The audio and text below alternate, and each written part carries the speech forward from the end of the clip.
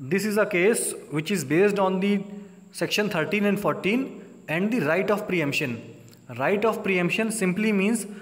the first option to buy. So in the contracts where there is existence of right of preemption, it simply means the first option to buy in case of sale or any kind of transfer will be to the designated person as per the contract. Simply अगर किसी contract में किसी के पास right of preemption है, तो अगर उस property का कभी भी ट्रांसफ़र होता है सेल के वाया सेल और एनी अदर मेथड, तो जो प्रॉपर्टी का फर्स्ट ऑप्शन है बाय करने का, वो उस पर्सन का होगा जिसके पास राइट ऑफ प्रीएम्पशन है।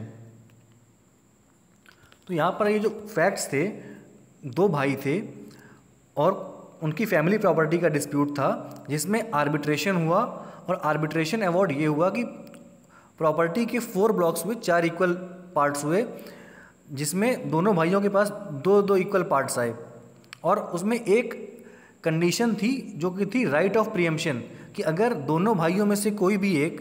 अपने हिस्से की प्रॉपर्टी कभी फ्यूचर में ट्रांसफ़र करता है या सेल करता है, तो वो अपने दूसरे भाई को पहला ऑप्शन देगा कि वो उस प्रॉपर्टी को खरीद ले। तो that was right of preemption.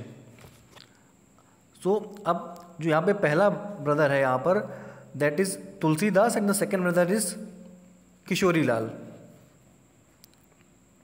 So what happened there, जो तुलसीदास है उसने अपना शेयर बेच दिया जब किशोरी लाल ने अपना राइट ऑफ प्रीएम्पशन एग्जॉस्ट कर लिया, उसने मना कर दिया खरीदने से। सिमिलरली किशोरी लाल ने भी अपना शेयर किसी दूसरे पर्सन को बेचा, but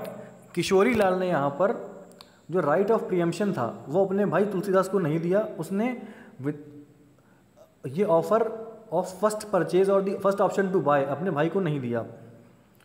so here Kishori Lal sold the property to another person without offering it to his brother Tulsidas, and then subsequently these properties were sold on to further buyers. तो यहाँ पर मेन जो इशू है कि whether he was entitled to the right of preemption and the first option to bye, और ये जो right of preemption है ये पर्सनल कोवेनेंट है, और क्या ये रूल अगेंस्ट परपेचुटी को वायलेट करता है। तो कोर्ट ने यहाँ पे सिंपली ये कहा कि यहाँ पर जो आर्बिट्रेशन अवार्ड था उसमें जो वर्ड यूज़ हुआ है दैट इज़ पार्टीज़। सो यहाँ पर अगर कोई सब्सीक्वेंट परचेज़र है और उसको अगर इस आर्बिट्रेशन अवार्ड का इंफॉर्मेशन है, सो अगर वो बोनाफाइड बायर है और ही नोज अबाउट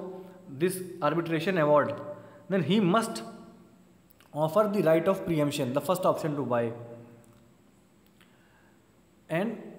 सिंस यहाँ पे पार्टीज़ एक्सप्रेशन यूज़ हुआ है, तो कोर्ट ने इसको बहुत ही ब्रॉडली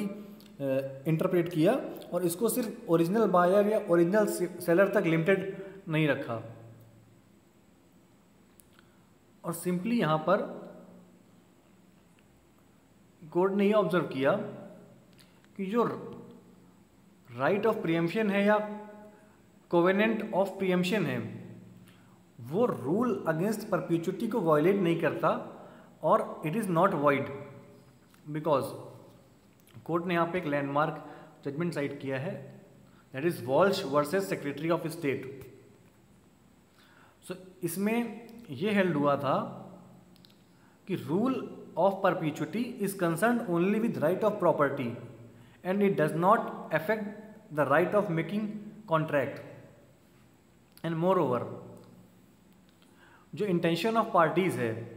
वो प्रीएम्पशन की थी as per the arbitration award. So वो सक्सेसर इन इंटरेस्ट या हायर्स पे बाइंडिंग होगी। सो सिंपली अगर मैं शॉर्ट में कहूँ तो कोर्ट ने ये ऑब्जर्व किया कि जो राइट ऑफ प्रीएम्पशन है वो सब्सीक्वेंट बायर्स और सब्सीक्वेंट सेलर्स पे भी बाइंडिंग होगा if they are bona fide and if they are having notice of this arbitration award which says there must be a right of preemption, और right of preemption rule against perpetuity को violate नहीं करता, क्योंकि सिर्फ यहाँ पर आप you are giving only a first option to buy, आप मैंडेटरी नहीं कर रहे कि it should be sold only to this person, he may, और so the person having right of preemption may or may not take, he may refuse to take that property also. So the court held that these right to preemptions are not against the rule of section 14.